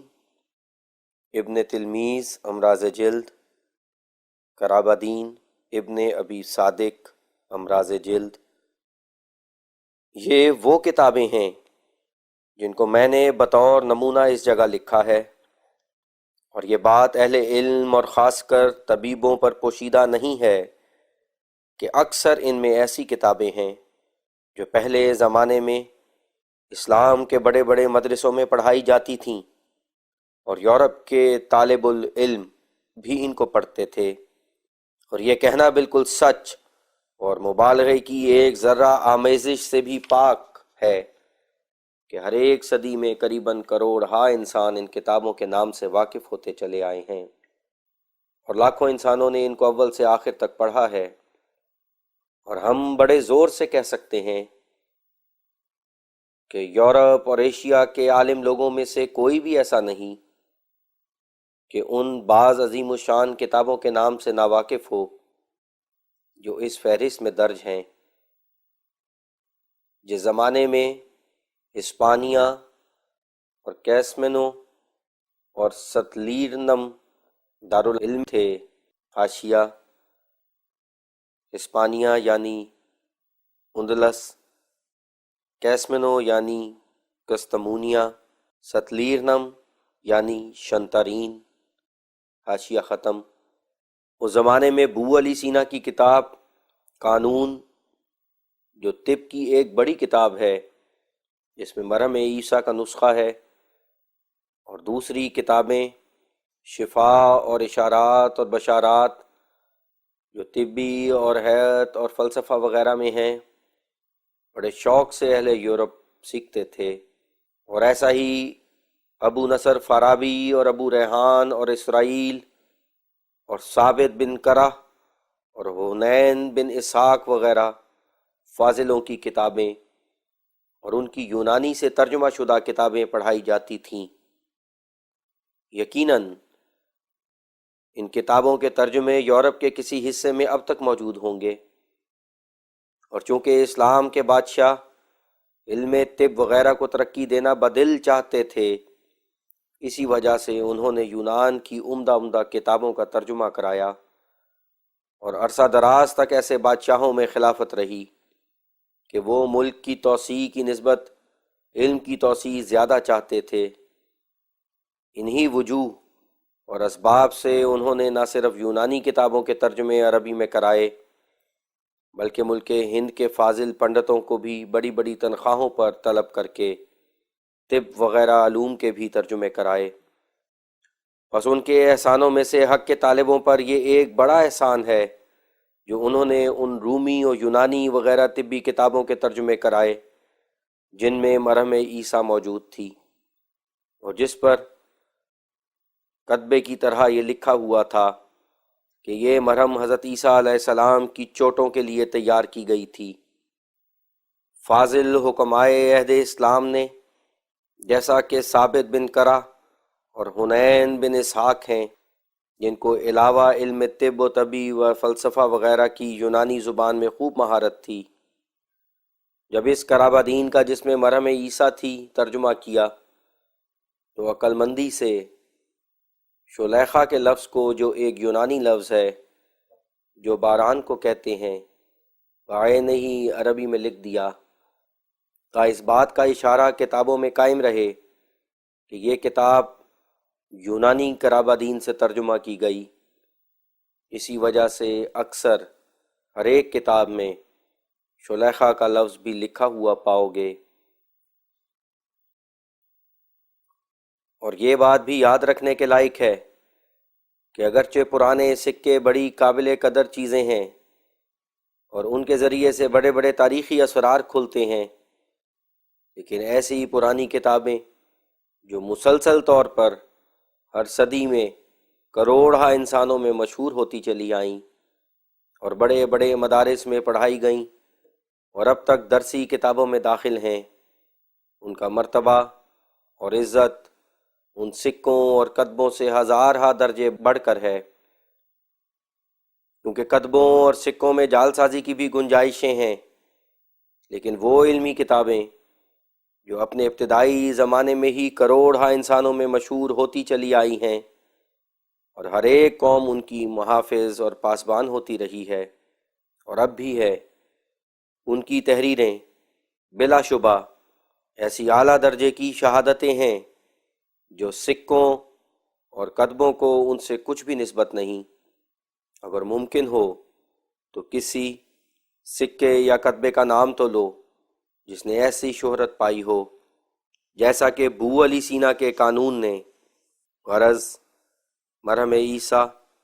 حق کے طالبوں کے لیے ایک عظیم الشان شہادت ہے۔ اگر اس شہادت کو قبول نہ کیا جائے تو پھر دنیا کے تمام تاریخی ثبوت اعتبار سے گر جائیں گے، کیونکہ اگرچہ اب تک ایسی کتابیں جن میں اس مرہم کا ذکر ہے قریباً 1000 ہیں یا کچھ زیادہ، لیکن کروڑہا انسانوں میں یہ کتابیں اور ان کے مؤلف شہرت یافتہ ہیں۔ اب ایسا شخص علم تاریخ کا دشمن ہوگا جو اس بدیہی اور روشن اور پرزور ثبوت کو قبول نہ کرے۔ اور کیا یہ تحکم پیش کیا جا سکتا ہے کہ اس قدر عظیم الشان ثبوت کو ہم نظر انداز کر دیں؟ اور کیا ہم ایسے بھاری ثبوت پر بدگمانی کر سکتے ہیں جو یورپ اور ایشیا پر دائرے کی طرح محیط ہو گیا ہے، اور جو یہودیوں اور عیسائیوں اور مجوسیوں اور مسلمانوں کے نامی فلاسفروں کی شہادتوں سے پیدا ہوا ہے؟ اب اے محققوں کی روحو، اس اعلیٰ ثبوت کی طرف دوڑو، اور اے منصف مزاجو، اس معاملے میں ذرا غور کرو۔ کیا ایسا چمکتا ہوا ثبوت اس لائق ہے کہ اس پر توجہ نہ کی جائے؟ کیا مناسب ہے کہ ہم اس آفتاب صداقت سے روشنی حاصل نہ کریں؟ یہ وہم بالکل لغو اور بیہودہ ہے کہ ممکن ہے کہ حضرت عیسیٰ علیہ السلام کو نبوت کے زمانے سے پہلے چوٹیں لگی ہوں، یا نبوت کے زمانے کی ہی چوٹیں ہوں، مگر وہ صلیب کی نہیں بلکہ کسی اور وجہ سے ہاتھ اور پیر زخمی ہو گئے ہوں۔ مثلاً وہ کسی کوٹھے پر سے گر گئے ہوں اور اس صدمے کے لیے یہ مرہم تیار کی گئی ہو۔ کیونکہ نبوت کے زمانے سے پہلے حواری نہ تھے، اور اس مرہم میں حواریوں کا ذکر ہے۔ شلیخا کا لفظ جو یونانی ہے، جو 12 کو کہتے ہیں، ان کتابوں میں اب تک موجود ہے، اور نیز نبوت کے زمانے سے پہلے حضرت مسیح کی کوئی عظمت تسلیم نہیں کی گئی تھی تا اس کی یادگار محفوظ رکھی جاتی، اور نبوت کا زمانہ صرف 3.5 برس تھا، اور اس مدت میں کوئی واقعہ ضربہ یا سکتہ کا بجز واقعہ صلیب کے حضرت مسیح علیہ السلام کی نسبت تاریخوں سے ثابت نہیں۔ اور اگر کسی کو یہ خیال ہو کہ ممکن ہے کہ ایسی چوٹیں کسی اور سبب سے حضرت عیسیٰ علیہ السلام کو لگی ہوں، تو یہ ثبوت اس کے ذمے ہے، کیونکہ ہم جس واقعے کو پیش کرتے ہیں وہ ایک ایسا ثابت شدہ اور مانا ہوا واقعہ ہے کہ نہ یہودیوں کو اس سے انکار ہے اور نہ عیسائیوں کو، یعنی صلیب کا واقعہ۔ لیکن یہ خیال کہ کسی اور سبب سے کوئی چوٹ حضرت مسیح کو لگی ہوگی کسی قوم کی تاریخ سے ثابت نہیں، اس لیے ایسا خیال کرنا عمداً سچائی کی راہ کو چھوڑنا ہے۔ یہ ثبوت ایسا نہیں ہے کہ اس قسم کے بیہودہ عذرات سے رد ہو سکے۔ اب تک بعض کتابیں بھی موجود ہیں جو مصنفوں کے ہاتھ کی لکھی ہوئی ہیں، چنانچہ ایک پرانا قلمی نسخہ قانون بو علی سینا کا اسی زمانے کا لکھا ہوا میرے پاس بھی موجود ہے۔ تو پھر یہ سری ظلم اور سچائی کا خون کرنا ہے کہ ایسے روشن ثبوت کو یوں ہی پھینک دیا جائے۔ بار بار اس بات میں غور کرو اور خوب غور کرو کہ کیوں کر یہ کتابیں اب تک یہودیوں اور مجوسیوں اور عیسائیوں اور عربوں اور فارسیوں اور یونانیوں اور رومیوں اور اہل جرمن اور فرانسیسیوں اور دوسرے یورپ کے ملکوں اور ایشیا کے پرانے کتب خانوں میں موجود ہیں، اور کیا یہ لائق ہے کہ ہم ایسے ثبوت سے جس کی روشنی سے انکار کی آنکھیں خیرہ ہوتی ہیں یوں ہی منہ پھیر لیں؟ اگر یہ کتابیں صرف اہل اسلام کی تالیف اور اہل اسلام کے ہی ہاتھ میں ہوتیں تو شاید کوئی جلد باز یہ خیال کر سکتا کہ مسلمانوں نے عیسائی عقیدے پر حملہ کرنے کے لیے جعلی طور پر یہ باتیں اپنی کتابوں میں لکھ دی ہیں، مگر یہ خیال علاوہ ان وجوہ کے جو ہم بعد میں لکھتے ہیں اس وجہ سے بھی غلط تھا کہ ایسے جال کے مسلمان کسی طور سے مرتکب نہیں ہو سکتے تھے، کیونکہ عیسائیوں کی طرح مسلمانوں کا بھی یہی عقیدہ ہے کہ حضرت مسیح واقعہ صلیب کے بعد بلا توقف آسمان پر چلے گئے، اور مسلمان تو اس بات کے قائل بھی نہیں کہ حضرت عیسیٰ علیہ السلام کو صلیب پر کھینچا گیا یا صلیب پر سے ان کو زخم پہنچے، پھر وہ عمدن ایسی جال سازی کیوں کر سکتے تھے جو ان کے عقیدے کے بھی مخالف تھی۔ ماں سوائے اس کے ابھی اسلام کا دنیا میں وجود بھی نہیں تھا، جبکہ رومی اور یونانی وغیرہ زبانوں میں ایسی کرابہ دینیں لکھی گئیں اور کروڑہا لوگوں میں مشہور کی گئیں جن میں مرہم عیسیٰ کا نسخہ موجود تھا، اور ساتھ ہی یہ تشریح بھی موجود تھی کہ یہ مرہم حواریوں نے حضرت عیسیٰ علیہ السلام کے لیے بنائی تھی، اور یہ قومیں یعنی یہودی و عیسائی و اہل اسلام و مجوسی مذہبی طور پر ایک دوسرے کے دشمن تھے، بس ان سب کا اس مرہم کو اپنی کتابوں میں درج کرنا، بلکہ درج کرنے کے وقت اپنی مذہبی عقیدوں کی بھی پرواہ نہ رکھنا، صاف اس بات کا ثبوت ہے کہ یہ مرہم ایسا واقعہ مشہورہ تھا کہ کوئی فرقہ اور کوئی قوم اس سے منکر نہ ہو سکی۔ ہاں، جب تک وہ وقت نہ آیا جو مسیح موعود کے ظہور کا وقت تھا، اس وقت تک ان تمام قوموں کے ذہن کو اس طرف التفات نہیں ہوئی کہ یہ نسخہ جو صدہا کتابوں میں درج اور مختلف قوموں کے کروڑہا انسانوں میں شہرت یاب ہو چکا ہے، اس سے کوئی تاریخی فائدہ حاصل کریں۔ پس اس جگہ ہم بجز اس کے کچھ نہیں کہہ سکتے کہ یہ خدا کا ارادہ تھا کہ وہ چمکتا ہوا حربہ اور وہ حقیقت نما برہان کہ جو صلیبی اعتقاد کا خاتمہ کرے، اس کی نسبت ابتدا سے یہی مقدر تھا کہ مسیح موعود کے ذریعے سے دنیا میں ظاہر ہو، کیونکہ خدا کے پاک نبی نے یہ پیش گوئی کی تھی کہ صلیبی مذہب نہ گھٹے گا اور نہ اس کی ترقی میں فتور آئے گا جب تک کہ مسیح موعود دنیا میں ظاہر نہ ہو، اور وہی ہے جو کسرِ صلیب اس کے ہاتھ پر ہوگی۔ اس پیش گوئی میں یہی اشارہ تھا کہ مسیح موعود کے وقت میں خدا کے ارادے سے ایسے اسباب پیدا ہو جائیں گے جن کے ذریعے سے صلیبی واقعے کی اصل حقیقت کھل جائے گی، تب انجام ہوگا اور اس عقیدے کی عمر پوری ہو جائے گی، لیکن نہ کسی جنگ اور لڑائی سے، بلکہ محض آسمانی اسباب سے جو علمی اور استدلالی رنگ میں دنیا میں ظاہر ہوں گے۔ یہی مفہوم اس حدیث کا ہے جو صحیح بخاری اور دوسری کتابوں میں درج ہے۔ بس ضرور تھا کہ آسمان ان امور اور ان شہادتوں اور ان قطعی اور یقینی ثبوتوں کو ظاہر نہ کرتا جب تک کہ مسیح موعود دنیا میں نہ آتا، اور ایسا ہی ہوا،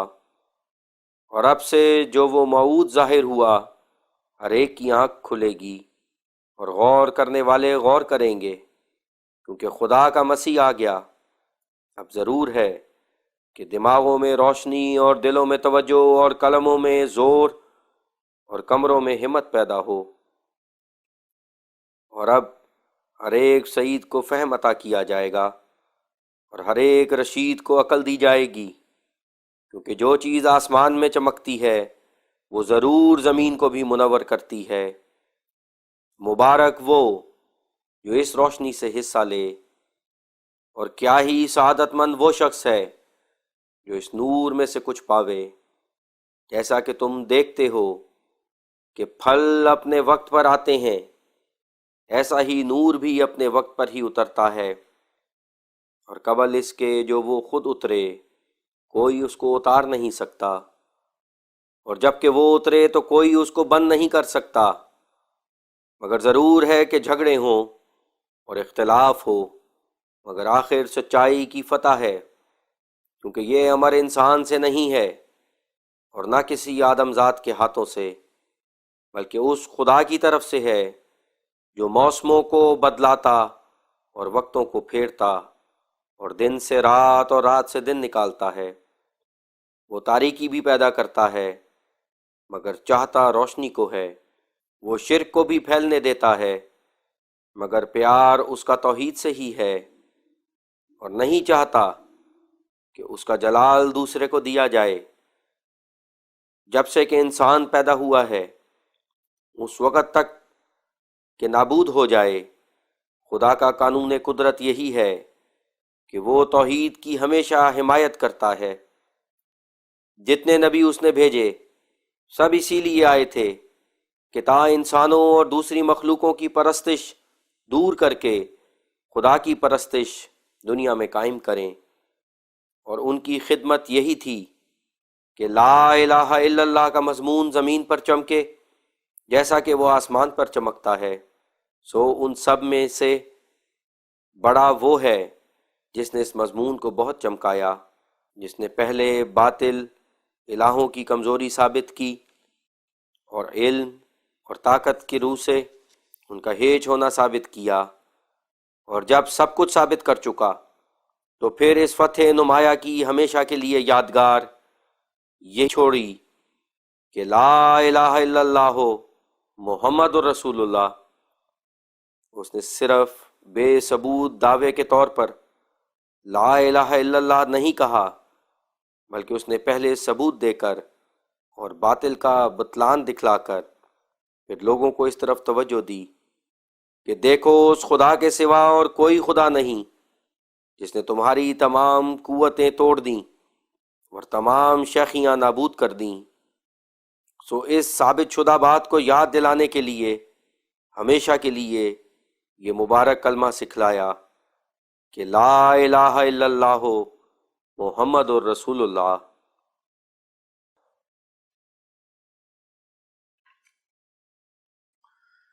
باب چہاروں، ان شہادتوں کے بیان میں جو تاریخی کتابوں سے ہم کو ملی ہیں۔ چونکہ اس باب میں مختلف قسم کی شہادتیں ہیں، اس لیے صفائی ترتیب کے لیے ہم اس کو کئی فصل پر منقسم کر دیتے ہیں، اور وہ یہ ہیں۔ پہلی فصل، ان شہادتوں کے ذکر میں جو ان اسلامی کتابوں سے لی گئی ہیں جو حضرت مسیح علیہ السلام کی سیاحت کو ثابت کرتی ہیں۔ کتاب روضۃ الصفا جو ایک مشہور تاریخی کتاب ہے، اس کے صفحہ 130، 131، 132، 133، 134، 135 میں بزبان فارسی وہ عبارت لکھی ہے جس کا خلاصہ ترجمہ ہم ذیل میں لکھتے ہیں، اور وہ یہ ہے۔ حضرت عیسیٰ علیہ السلام کا نام مسیح اس واسطے رکھا گیا کہ وہ سیاحت بہت کرتے تھے۔ ایک پشمی تاکیہ ان کے سر پر ہوتا تھا اور ایک پشمی کرتا پہنے رہتے تھے، اور ایک عصا ہاتھ میں ہوتا تھا، اور ہمیشہ ملک بملک اور شہر بشہر پھرتے تھے، اور جہاں رات پڑ جاتی وہیں رہ جاتے تھے۔ جنگل کی سبزی کھاتے تھے اور جنگل کا پانی پیتے اور پیادہ سیر کرتے تھے۔ ایک دفعہ سیاحت کے زمانے میں ان کے رفیقوں نے ان کے لیے ایک گھوڑا خریدا اور ایک دن سواری کی، مگر چونکہ گھوڑے کے آب و دانہ اور چارے کا بندوبست نہ ہو سکا،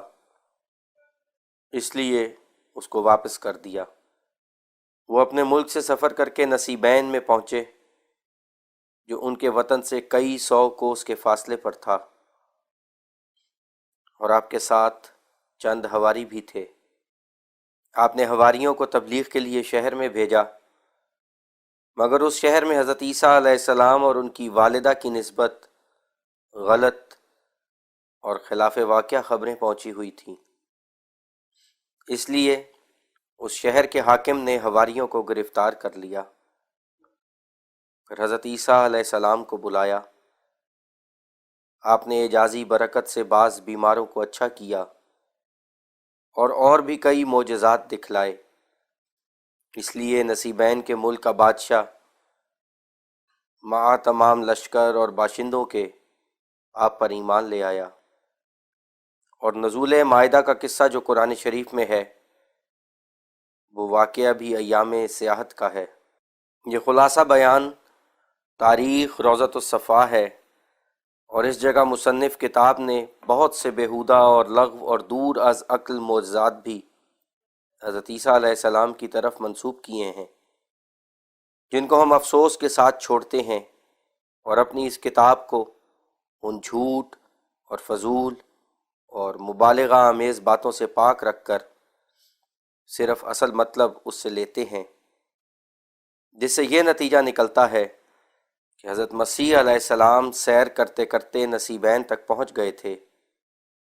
اور نصیبین موصل اور شام کے درمیان ایک شہر ہے جس کو انگریزی نقشوں میں نصیبس کے نام سے لکھا ہے۔ جب ہم ملک شام سے فارس کی طرف سفر کریں تو ہماری راہ میں نصیبین آئے گا،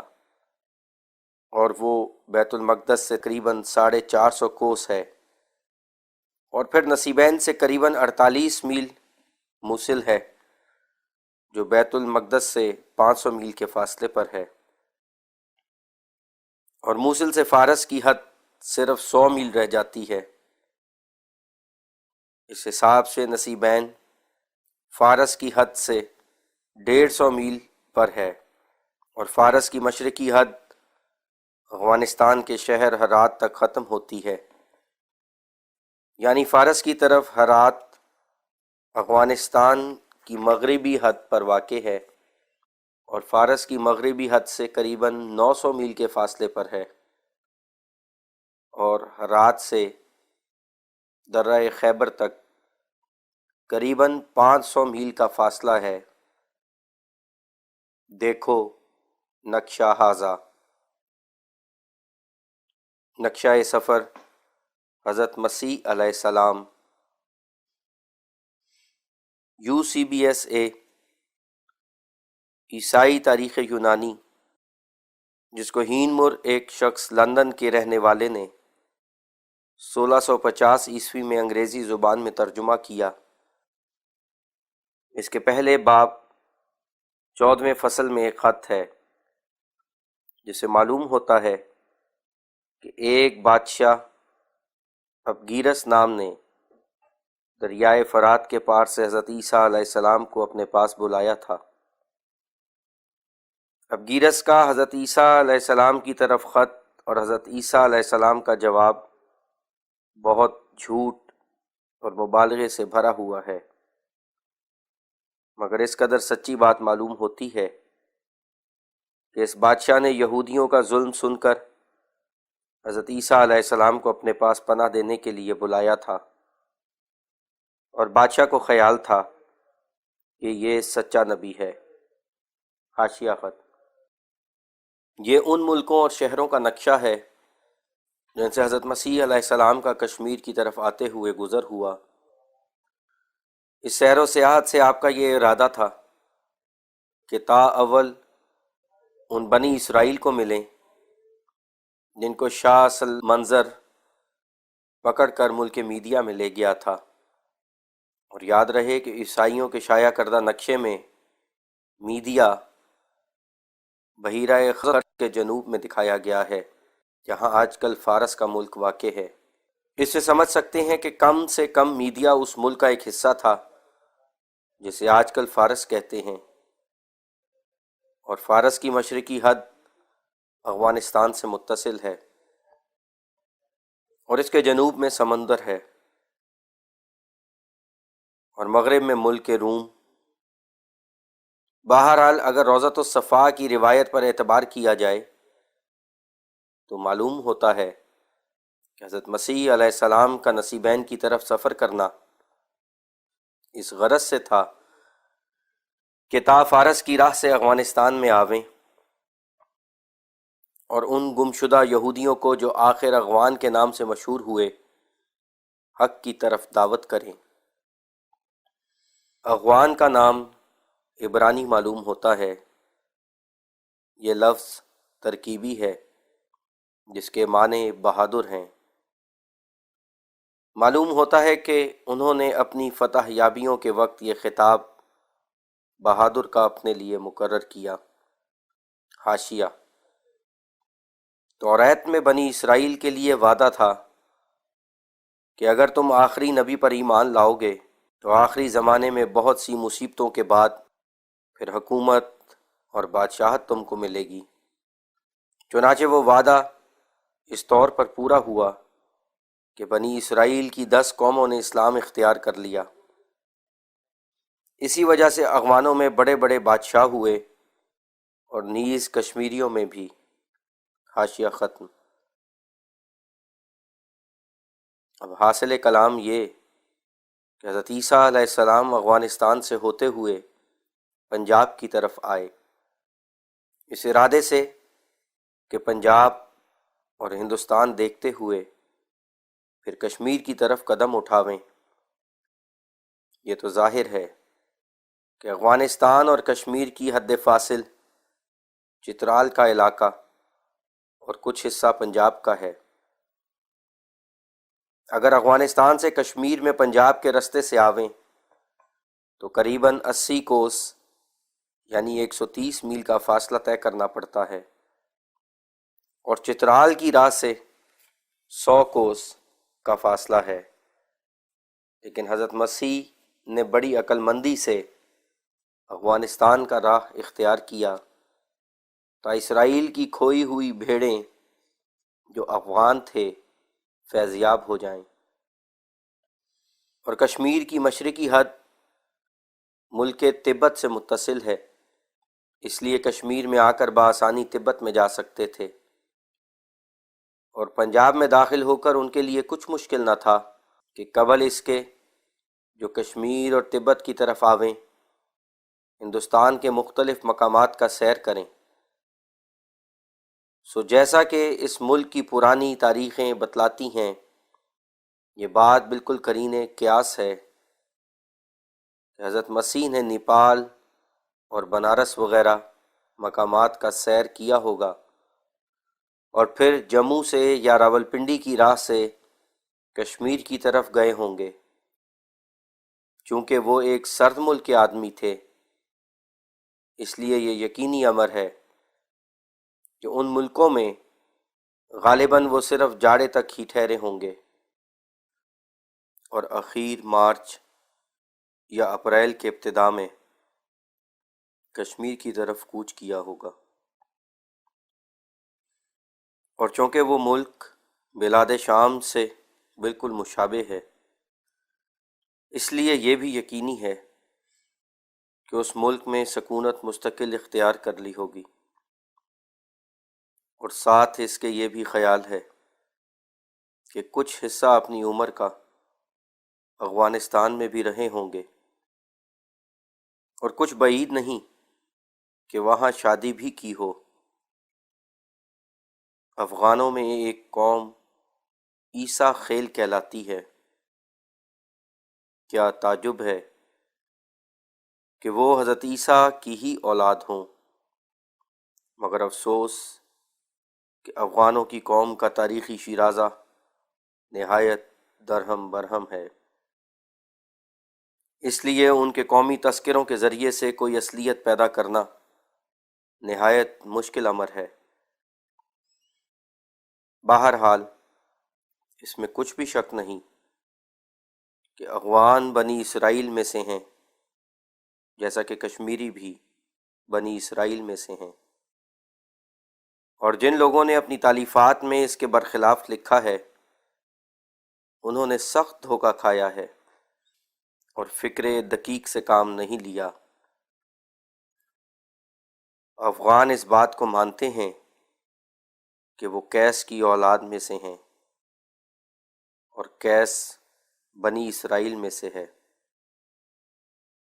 خیر، اس جگہ اس بحث کو طول دینے کی ضرورت نہیں، ہم اپنی ایک کتاب میں اس بحث کو کامل طور پر لکھ چکے ہیں۔ اس جگہ صرف حضرت مسیح کی سیاحت کا ذکر ہے، جو نصیبین کی راہ سے افغانستان میں ہو کر اور پنجاب میں گزر کر کشمیر اور تبت تک ہوئی۔ اسی لمبے سفر کی وجہ سے آپ کا نام نبی سیاح بلکہ سیاحوں کا سردار رکھا گیا۔ چنانچہ ایک اسلامی فاضل، امام، عالم، علامہ یعنی عارف باللہ ابی بکر محمد بن محمد ابن الولید الفہری الطرطوشی المالکی، جو اپنی عظمت اور فضیلت میں شہرۂ آفاق ہیں، اپنی کتاب سراج الملوک میں، جو مطبع خیریہ مصر میں 1306 میں چھپی ہے، یہ عبارت حضرت مسیح کے حق میں لکھتے ہیں، جو صفحہ 6 میں درج ہے: این عیسی روح اللہ و کلمتہ راس الزاہدین و امام الصالحین، یعنی کہاں ہے عیسیٰ روح اللہ و کلمت اللہ، جو زاہدوں کا سردار اور سیاحوں کا امام تھا، یعنی وہ وفات پا گیا، اور ایسے ایسے انسان بھی دنیا میں نہ رہے۔ دیکھو، اس جگہ اس فاضل نے حضرت عیسیٰ کو نہ صرف سیاح بلکہ سیاحوں کا امام لکھا ہے۔ ایسا ہی لسان العرب کے صفحہ 431 میں لکھا ہے: قیل سمع عیسیٰ بمسیح لأنہ کان سائحا فی الارض لا یستقر، یعنی عیسیٰ کا نام مسیح اس لیے رکھا گیا کہ وہ زمین میں سیر کرتا رہتا تھا اور کہیں اور کسی جگہ اس کو قرار نہ تھا۔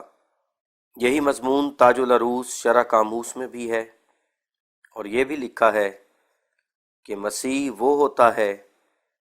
جو خیر اور برکت کے ساتھ مس کیا گیا ہو، یعنی اس کی فطرت کو خیر و برکت دی گئی ہو، یہاں تک کہ اس کا چھونا بھی خیر و برکت کو پیدا کرتا ہو، اور یہ نام حضرت عیسیٰ کو دیا گیا،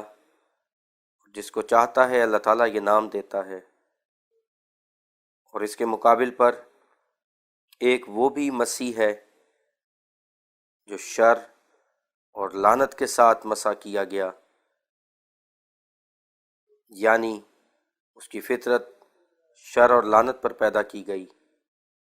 یہاں تک کہ اس کا چھونا بھی شر اور لعنت اور ضلالت پیدا کرتا ہے، اور یہ نام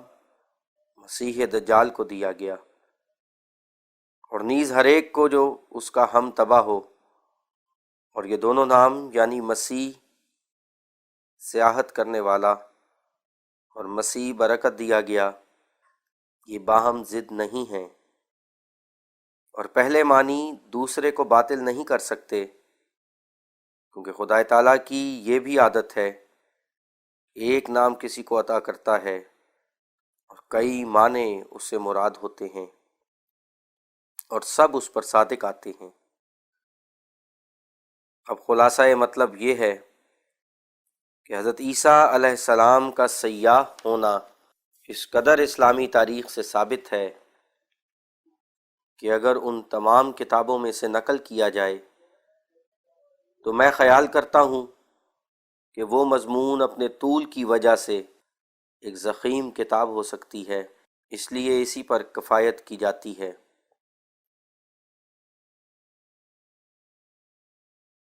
دوسری فصل، ان تاریخی کتابوں کی شہادت میں جو بدھ مذہب کی کتابیں ہیں۔ واضح ہو کہ بدھ مذہب کی کتابوں میں سے انواع اقسام کی شہادتیں ہم کو دستیاب ہوئی ہیں، جن کو یکجائی نظر کے ساتھ دیکھنے سے قطعی اور یقینی طور پر معلوم ہوتا ہے کہ حضرت عیسیٰ علیہ السلام ضرور اس ملک پنجاب و کشمیر وغیرہ میں آئے تھے۔ ان شہادتوں کو ہم ذیل میں درج کرتے ہیں، تا ہر ایک منصف ان کو اول غور سے پڑھے اور پھر ان کو اپنے دل میں ایک مسلسل صورت میں ترتیب دے کر خود ہی نتیجہ مذکورہ بالا تک پہنچ جائے، اور وہ یہ ہیں: اول، وہ خطاب جو بت کو دیے گئے مسیح کے خطابوں سے مشابہ ہیں، اور ایسا ہی وہ واقعات جو بت کو پیش آئے مسیح کی زندگی کے واقعات سے ملتے ہیں، مگر بدھ مذہب سے مراد ان مقامات کا مذہب ہے جو تبت کی حدود یعنی لیا اور لاسا اور گلگت اور ہمس وغیرہ میں پایا جاتا ہے، جن کی نسبت ثابت ہوا ہے کہ حضرت مسیح ان مقامات میں گئے تھے۔ خطابوں کی مشابہت میں یہ ثبوت کافی ہے کہ مثلاً حضرت عیسیٰ علیہ السلام نے اپنی تعلیموں میں اپنا نام نور رکھا ہے، ایسا ہی گوتم کا نام بدھ رکھا گیا ہے، جو سنسکرت میں نور کے معنوں پر آتا ہے، اور انجیل میں حضرت عیسیٰ علیہ السلام کا نام استاد بھی ہے، ایسا ہی بدھ کا نام ساستہ یعنی استاد ہے، ایسا ہی حضرت مسیح کا نام انجیل میں مبارک رکھا گیا ہے۔ اسی طرح بدھ کا نام بھی سگت ہے یعنی مبارک ہے، ایسا ہی حضرت مسیح کا نام شہزادہ رکھا گیا ہے، اور بدھ کا نام بھی شہزادہ ہے، اور ایک نام مسیح کا انجیل میں یہ بھی ہے کہ وہ اپنے آنے کے مدعا کو پورا کرنے والا ہے، ایسا ہی بدھ کا نام بھی بدھ کی کتابوں میں سدھارتھا رکھا گیا ہے، یعنی اپنے آنے کا مدعا پورا کرنے والا، اور انجیل میں حضرت مسیح کا ایک نام یہ بھی ہے کہ وہ تھکوں ماندوں کو پناہ دینے والا ہے، ایسا ہی بدھ کی کتابوں میں بدھ کا نام ہے اسرن سرن یعنی بے پناہوں کو پناہ دینے والا، اور انجیل میں حضرت مسیح بادشاہ بھی کہلائے ہیں، وہ آسمان کی بادشاہت مراد لے لی، ایسا ہی بدھ بھی بادشاہ کہلایا ہے، اور واقعات کی مشابہت کا یہ ثبوت ہے کہ مثلاً جیسا کہ انجیل میں لکھا ہے کہ حضرت مسیح علیہ السلام شیطان سے آزمائے گئے، اور شیطان نے ان کو کہا کہ اگر تو مجھے سجدہ کرے تو تمام دنیا کی دولتیں اور بادشاہتیں تیرے لیے ہوں گی۔ یہی آزمائش بدھ کی بھی کی گئی، اور شیطان نے اس کو کہا کہ اگر تو میرا یہ حکم مان لے کہ ان فقیری کے کاموں سے باز آ جائے اور گھر کی طرف چلا جائے تو میں تجھ کو بادشاہت کی شان و شوکت عطا کروں گا، لیکن جیسا کہ مسیح نے شیطان کی اطاعت نہ کی، ایسا ہی لکھا ہے کہ بدھ نے بھی نہ کی۔ دیکھو کتاب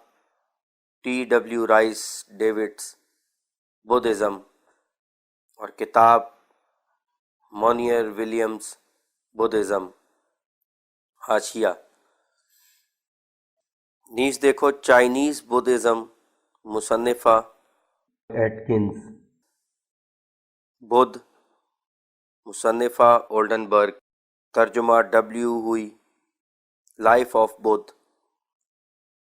ترجمہ راک ہل، حاشیہ ختم۔ اب اس سے ظاہر ہے کہ جو کچھ حضرت مسیح علیہ السلام انجیل میں کئی قسم کے خطاب اپنی طرف منسوب کرتے ہیں، یہی خطاب بدھ کی کتابوں میں جو اس سے بہت عرصہ پیچھے لکھی گئی ہیں بدھ کی طرف منسوب کی گئی ہیں، اور جیسا کہ حضرت مسیح علیہ السلام شیطان سے آزمائے گئے، ایسا ہی ان کتابوں میں بدھ کی نسبت دعویٰ کیا گیا ہے کہ وہ بھی شیطان سے آزمایا گیا،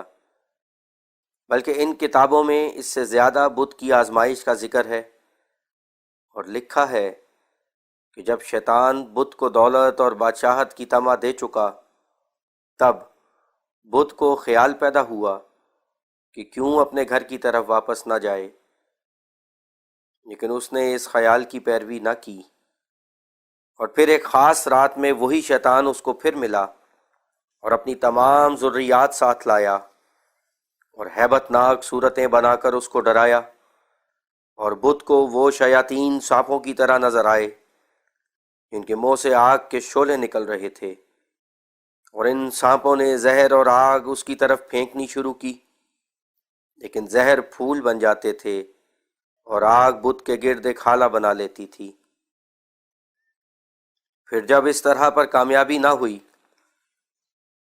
تو شیطان نے اپنی 16 لڑکیوں کو بلایا اور ان کو کہا کہ تم اپنی خوبصورتی بت پر ظاہر کرو، لیکن اس سے بھی بت کے دل کو تزلزل نہ ہوا اور شیطان اپنے ارادوں میں نامراد رہا، اور شیطان نے اور طریقے بھی اختیار کیے، مگر بت کے استقلال کے سامنے اس کی کچھ پیش نہ گئی، اور بت اعلیٰ سے اعلیٰ مراتب کو طے کرتا گیا، اور آخر کار ایک لمبی رات کے بعد، یعنی سخت آزمائشوں اور دیر پا امتحانوں کے پیچھے، بدھ نے اپنے دشمن یعنی شیطان کو مغلوب کیا، اور سچے علم کی روشنی اس پر کھل گئی، اور صبح ہوتے ہی یعنی امتحان سے فراغت پاتے ہی اس کو تمام باتوں کا علم ہو گیا۔ اور جس صبح کو یہ بڑی جنگ ختم ہوئی وہ بدھ مذہب کی پیدائش کا دن تھا۔ اس وقت گوتم کی عمر 35 برس کی تھی، اور اس وقت اس کو بدھ یعنی نور اور روشنی کا خطاب ملا، اور جس درخت کے نیچے وہ اس وقت بیٹھا ہوا تھا وہ درخت نور کے درخت کے نام سے مشہور ہو گیا۔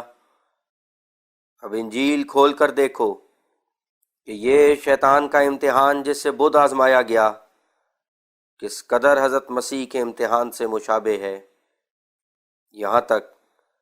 کہ امتحان کے وقت میں جو حضرت مسیح کی عمر تھی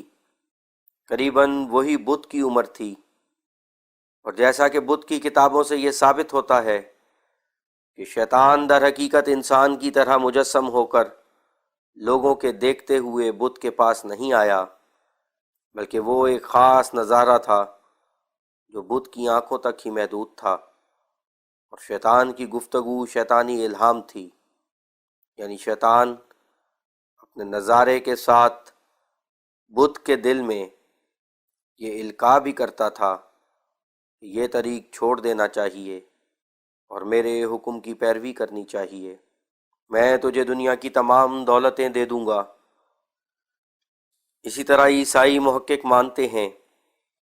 کہ شیطان جو حضرت عیسیٰ علیہ السلام کے پاس آیا تھا وہ بھی اس طرح نہیں آیا تھا کہ یہودیوں کے سامنے انسان کی طرح ان کی گلیوں کوچوں سے ہو کر اپنی مجسم حالت میں گزرتا ہوا حضرت مسیح کو آ ملا ہو اور انسانوں کی طرح ایسی گفتگو کی ہو کہ حاضرین نے بھی سنی ہو، بلکہ یہ ملاقات بھی ایک کشفی رنگ میں ملاقات تھی جو حضرت مسیح کی آنکھوں تک محدود تھی، اور باتیں بھی الہامی رنگ میں تھیں، یعنی شیطان نے جیسا کہ اس کا قدیم سے طریق ہے اپنے ارادوں کو وسوسوں کے رنگ میں حضرت مسیح کے دل میں ڈالا تھا، مگر ان شیطانی الہامات کو حضرت مسیح کے دل نے قبول نہ کیا بلکہ بدھ کی طرح ان کو رد کیا۔ اب سوچنے کا مقام ہے کہ اس قدر مشابہت بدھ میں اور حضرت مسیح میں کیوں پیدا ہوئی۔ اس مقام میں آریہ تو کہتے ہیں کہ نعوذ باللہ حضرت مسیح نے اس سفر کے وقت جبکہ ہندوستان کی طرف انہوں نے سفر کیا تھا، بدھ مذہب کی باتوں کو سن کر اور بدھ کے ایسے واقعات پر اطلاع پا کر اور پھر واپس اپنے وطن میں جا کر اسی کے موافق انجیل بنا لی تھی، اور بدھ کے اخلاق میں سے چرا کر اخلاقی تعلیم لکھی تھی، اور جیسا کہ بدھ نے اپنے تئیں نور کہا اور علم کہا اور دوسرے خطاب اپنے نفس کے لیے مقرر کیے، وہی تمام خطاب مسیح نے اپنی طرف منسوب کر دیے تھے، یہاں تک کہ وہ تمام قصہ بدھ کا جس میں وہ شیطان سے آزمایا گیا اپنا قصہ قرار دے دیا۔ لیکن یہ آریوں کی غلطی اور خیانت ہے یہ بات ہرگز صحیح نہیں ہے کہ حضرت مسیح صلیب کے واقعے سے پہلے ہندوستان کی طرف آئے تھے، اور نہ اس وقت کوئی ضرورت اس سفر کی پیش آئی تھی، بلکہ یہ ضرورت اس وقت پیش آئی جبکہ بلاد شام کے یہودیوں نے حضرت مسیح کو قبول نہ کیا اور ان کو اپنے زوم میں صلیب دے دیا، جس سے خدائے تعالیٰ کی باریک حکمت عملی نے حضرت مسیح کو بچا لیا۔ تب وہ اس ملک کے یہودیوں کے ساتھ حق کے تبلیغ اور ہمدردی ختم کر چکے، اور بباعث اس بدی کے ان یہودیوں کے دل ایسے سخت ہو گئے کہ وہ اس لائق نہ رہے کہ سچائی کو قبول کریں۔ اس وقت حضرت مسیح نے خدائے تعالیٰ سے یہ اطلاع پا کر کہ یہودیوں کے 10 گم شدہ فرقے ہندوستان کی طرف آ گئے ہیں، ان ملکوں کی طرف قصد کیا، اور چونکہ ایک گروہ یہودیوں کا بدھ مذہب میں داخل ہو چکا تھا، اس لیے ضرور تھا کہ وہ نبی صادق بدھ مذہب کے لوگوں کی طرف توجہ کرتا۔ تو اس وقت بدھ مذہب کے عالموں کو جو مسیحا بدھ کے منتظر تھے، یہ موقع ملا کہ انہوں نے حضرت مسیح کے خطابات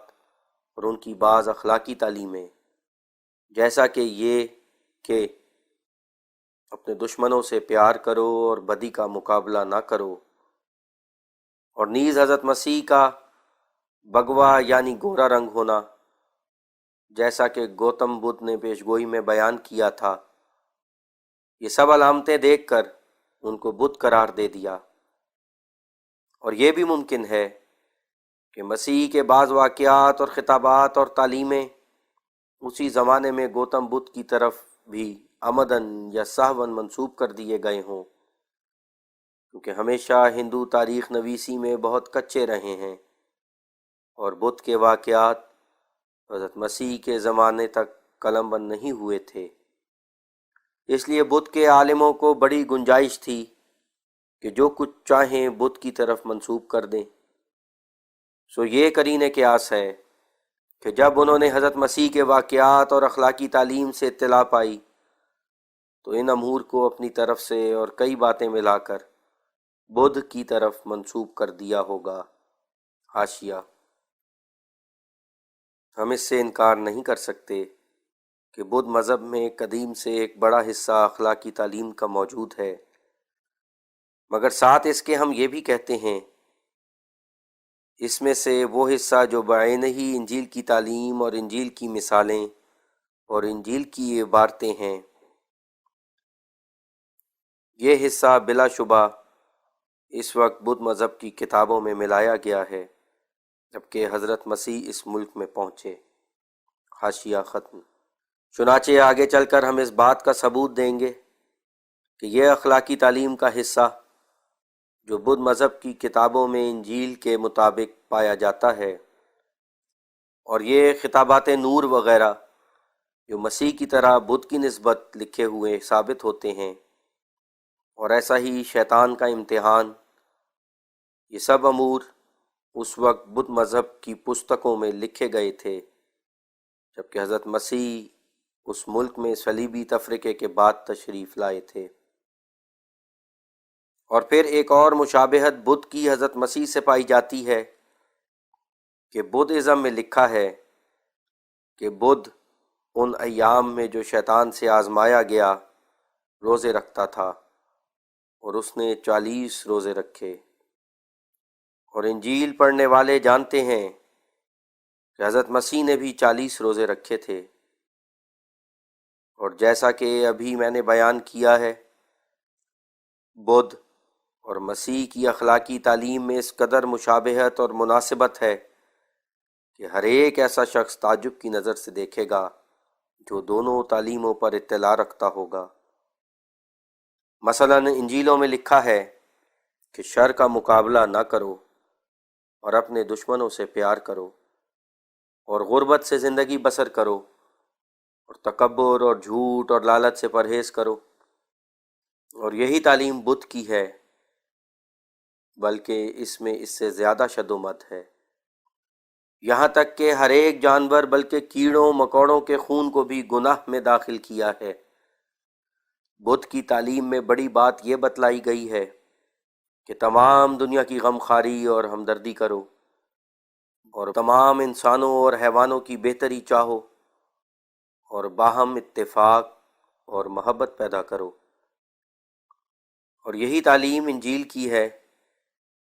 اور پھر جیسا کہ حضرت مسیح نے مختلف ملکوں کی طرف اپنے شاگردوں کو روانہ کیا، اور آپ بھی ایک ملک کی طرف سفر اختیار کیا۔ یہ باتیں بدھ کے سوانے میں بھی پائی جاتی ہیں۔ چنانچہ بدھ ازم مصنفہ سر مونیر ولیم میں لکھا ہے کہ بدھ نے اپنے شاگردوں کو دنیا میں تبلیغ کے لیے بھیجا اور ان کو اس طرح پر خطاب کیا: باہر جاؤ اور ہر طرف پھر نکلو، اور دنیا کی غم خواری اور دیوتاؤں اور آدمیوں کی بہتری کے لیے ایک ایک ہو کر مختلف صورتوں میں نکل جاؤ، اور یہ منادی کرو کہ کامل پرہیزگار بنو، پاک دل بنو، برہمچاری یعنی تنہا اور مجرد رہنے کی خصلت اختیار کرو۔ اور کہا کہ میں بھی اس مسئلے کی منادی کے لیے جاتا ہوں۔ اور بدھ بنارس کی طرف گیا، اور اس طرف اس نے بہت معجزات دکھائے، اور اس نے ایک نہایت مؤثر واعظ ایک پہاڑی پر کیا، جیسا کہ مسیح نے پہاڑی پر واعظ کیا تھا۔ اور پھر اسی کتاب میں لکھا ہے کہ بدھ اکثر مثالوں میں واعظ کیا کرتا تھا،